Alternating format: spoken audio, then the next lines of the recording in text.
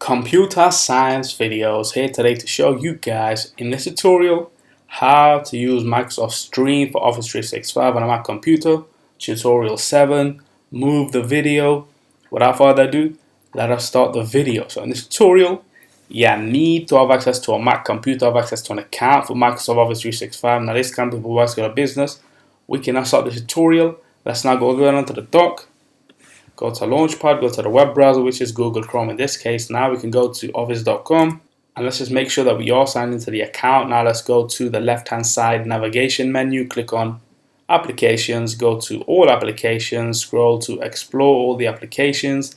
Now let's go to Microsoft Stream, click on this, and now what we can do is go to the screen recording that we have been working on in the past couple of tutorials. Let's go to the three dots, more options, open with the file location. So this will redirect us to the OneDrive, and there is the video screen recording for csv.webm.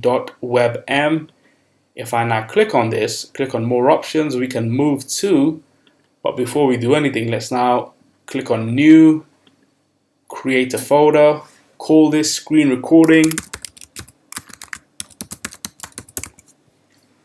create, and now the folder itself, screen recordings, has been created. So what we can do is go to more options on screen recording for CSV and move this to screen recordings. Click this and now click move here, and so that itself has now shifted into screen recordings.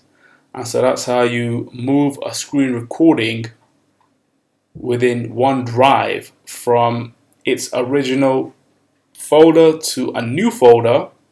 So we can now quit Google Chrome. And so that's all for this video. I'll see you guys in my next tutorial. Thanks for now. Thank you for making it towards the end of the video. Be sure to subscribe to my channel, Computer Science Videos. Be sure to check out the previous video on screen now, or you can ideally click on the playlist and watch all the journey for computer science videos from the start until now.